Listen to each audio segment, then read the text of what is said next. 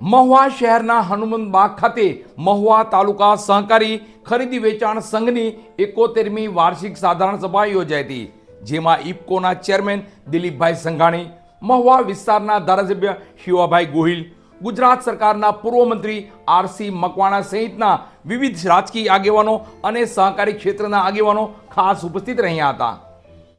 મહુવા તાલુકા ખરીદ વેચાણ સંઘની 71મી વાર્ષિક સાધારણ સભા હનુમાનબાગ મહુવા ખાતે દિલીપભાઈ સંઘાણી અને વિવિધ રાજકીય આગેવાનો, વિવિધ સહકારી ક્ષેત્રના આગેવાનોની ઉપસ્થિતિમાં આ સાધારણ સભા યોજાઈ હતી.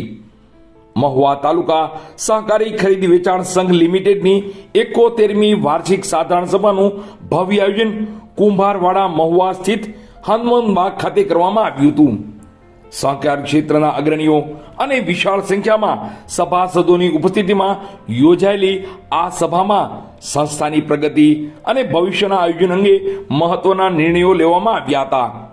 આ પ્રસંગે મુખ્ય અતિથિ વિશેષક તરીકે ઇફકોના ચેરમેન શ્રી દિલીપભાઈ સંઘાણી, મહુવા વિસ્તારના ધારાસભ્ય શ્રી શિવાભાઈ ગોહિલ, ગુજરાત સરકારના પૂર્વ મંત્રી શ્રી અને પૂર્વ ધારાસભ્ય શ્રી આરસી મકવાણા ખાસ ઉપસ્થિત રહ્યા હતા.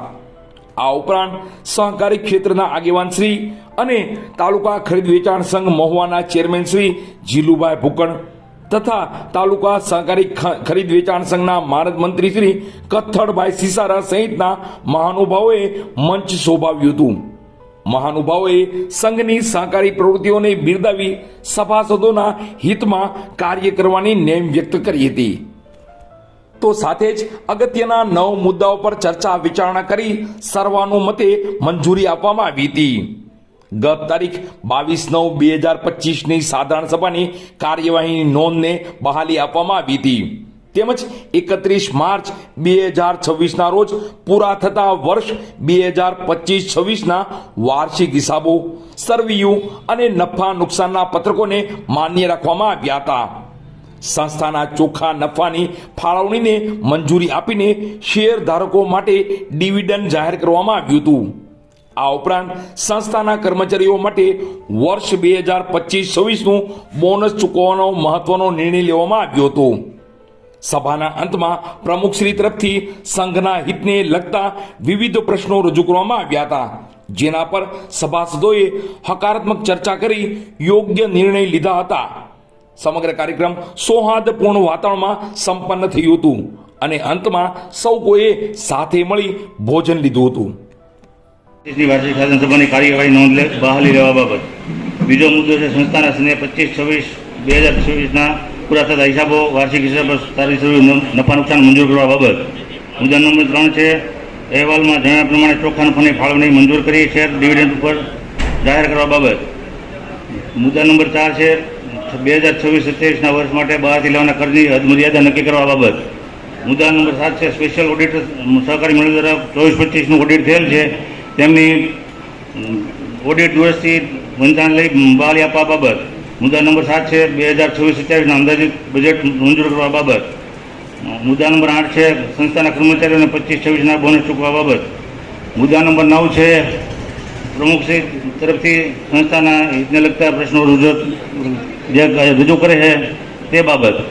હવે હિસાબો આપણી પાસે બધા પાસે પહોંચેલા છે, છતાં કંઈક ક્વેરી હોય અથવા તો હોય તો ઓફિસે વેલકમ પધારજો. મહુવા તાલુકા ખરીદ વેચાણ સંઘે ચોખ્ખો નફો 18,54,841નો કર્યો છે અને એમાં 15% ડિવિડન્ડ આપણે સભાસદોને આપ્યું છે.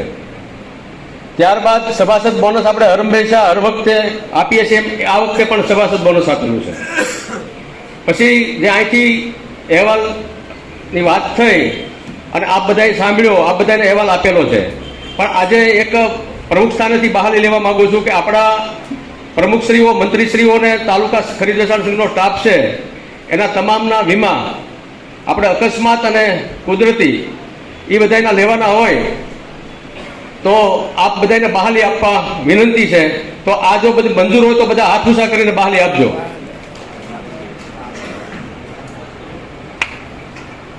અને આગામી દિવસની અંદર આપણે 25માં પાછલા દિવસમાં 25ની સાલ આપણે 31 માર્ચે આપણું જૂનું વર્ષ પૂરું થાય છે, ત્યારે આપણે સિંગની ખરીદી કરી હતી સિંગની ખરીદી આપણે 30 કરોડ ને 91 લાખની કરી છે અને એમાં ખૂબ જ આપણે સંતોષકારક બધા ખેડૂતોને સિંગની ખરીદી પૂર્ણ કરી. હવે એમાં આપણે આજે નફાની અંદર 8,50,000 રૂપિયા છે એ આપણે ચૂકવી દીધા છે અને 30 લાખ કમિશન આવવાનું બાકી છે. એટલે આપણે બાકી કમિશન રાખ્યું એટલે 18 લાખ નફો છે. બાકીનું બધું ફાળવણી કરેલી છે. પછી ત્યારબાદ આપણું શ્રદ્ધા ગેસ્ટ હાઉસ છે આપણી 15,000 કરોડની મિલકત છે, 15,000 ફૂટ છે. એટલે એની અંદર આપણે જે બાંધકામ કરવાનું છે જર્જરિત હતું એટલે અત્યારે ઉપરથી ઉતારી લીધું છે. એટલે આગામી દિવસોની અંદર જ્યાં અદ્યતન સારું બિલ્ડિંગ બનાવવું હોય તો આગલી ટર્મ ચૂંટાઈને આવે ત્યારથી પછી એ થશે. તો પણ આપણે અત્યારે સાધારણ સભામાં એની બહાલી લઈએ છીએ કે જ્યાં નવું અદ્યતન બિલ્ડિંગ બને ને ખેડૂતો માટે, આપણા સભાસદો માટે સારો ઉપયોગ થાય અને સંસ્થા માટે આવક શરૂ થાય. ત્યારબાદ શેણાની ખરીદી કરી છે. શેણાની ખરીદી કરી 4 કરોડ ને 54 લાખની. પછી ત્યારબાદ હવે અત્યારની શેણાની ખરીદી, તુવેરની ખરીદી અને મગની ખરીદી પણ શરૂ છે. આગામી દિવસોમાં આપણે જેમ જેમ ખરીદી આવતી જશે એમ આપણી સંસ્થા કરતી જશે. આપણને ખાતરની યુદ્ધના કારણે ખાતર અને ગેસ બંનેની બહુ ખૂબ જ તકલીફ પડી હતી. મોટા પ્રમાણમાં તકલીફ પડી હતી ત્યારે સરકારશ્રીની ને રજૂઆત કરી અને આઈઓસી કંપનીમાં રજૂઆત કરી અને ગેસના બાટલા સદંતર બધાને મળી રહેવા ફૂલ પ્રયત્ન કર્યા છે. ખાતર પણ આપણને ફૂલ તંગી હતી ખાતરની. ત્યારે ગુસ્કો માર્શલમાં દિલીપભાઈ સાહેબ સાથે વાત કરી, ગુસ્કો માર્શલમાં લાયસન્સ અધિકારી સાથે વાત કરી અને આપણને ડીએપી ને યુરિયા મહુવાની અંદર ખૂટવા દીધું નથી. એટલે ખૂબ ખૂબ આ બધા મહાનુભાવનો આભાર માનું છું કે જે તાલુકા ખરીદ વેચાણ સંઘની અંદર વર્ષો પહેલાં આપણે લાઈનો થતી હતી અને અત્યારે તકલીફના કારણે જે અત્યારે હાલમાં યુદ્ધની તકલીફ હતું, ખાતર નહોતું આવતું, ગેસ નહોતો આવતો, ત્યારે પણ આપણે એની અંદરથી પાર ઉતરી શક્યા છીએ. આપણે કોઈ પણ પ્રકારની લાઈન થવા નથી દીધી. તમામ ખેડૂતને અગાઉ આપણને ખબર હોય કે યુરિયા ક્યારે જોશે, વરસાદ આવશે એટલે આપણે યુરિયાની જરૂર પડશે, પોટાશની જરૂર પડશે, ડીએપીની જરૂર પડશે. એ પ્રમાણમાં આપણે ધીમે ધીમે સ્ટોક કરતા જઈએ છીએ. આપણી આગળ જે ગોડાઉન છે, ગોડાઉનની અંદર હરંમેશ આપણે સ્ટોક રાખીએ છીએ અને ગોડાઉનની અંદર આવક પણ ઊભી કરી છે આપણે. એટલે આગામી દિવસોમાં તાલુકા ખરીદ વેચાણ સંઘ પ્રગતિના પંથે છે અને આવી જ રીતે આ બધાને સહકાર મળી રહેશે, સહકાર મળતો રહેશે અને કાયમ માટે તો અમે કામ કરવા માટે તત્પર છીએ. અને જે કાંઈ અમારી ભૂલ થતી હોય, તમને એવું લાગતું હોય તો આ અહેવાલ રૂપી મંત્રીશ્રીઓ, પ્રમુખશ્રીઓ કે ગમે ને અહેવાલમાં કોઈ પણ જાતની ભૂલ દેખાય, કોઈ પણ જાતની અમારી ખામી દેખાય તો અમને ચોક્કસ જણાવશો. અહીંયા આપણે 71 વર્ષમાં ખૂબ પ્રગતિ કરી અને ઉલ્લેખો કરી. આપણને સામાન્ય રીતે 71 વર્ષમાં જેટલી પ્રગતિ થવી જોઈએ એના માપદંડોમાં થવી જોઈએ. રાજ્ય કે દેશના અન્ય તાલુકા કે જિલ્લાઓમાં જે સંઘો પ્રગતિ કરી હોય એમાં અને આપણામાં ક્યાં તફાવત છે, કેટલે પહોંચ્યા છે, ત્યાં કઈ પ્રવૃત્તિ ચાલે છે, આપણે ક્યાં પ્રવૃત્તિ વેગવંતી કરવી જોઈએ, આ બધા જ માપદંડોને આગળ વધીએ તો આપણે પ્રગતિ કરવા માટે ઘણા મોકળાશ મળશે હજુ. કારણ કે હવે માન્ય નરેન્દ્રભાઈ જ્યારે વડાપ્રધાન બન્યા, ગુજરાતમાં જ્યારે મુખ્યમંત્રી હતા, તો ગુજરાતની પ્રગતિ, ગુજરાતની શાંતિ, ગુજરાતનો વિકાસ જે કાંઈ છે એ સહકારિતાના કારણે છે.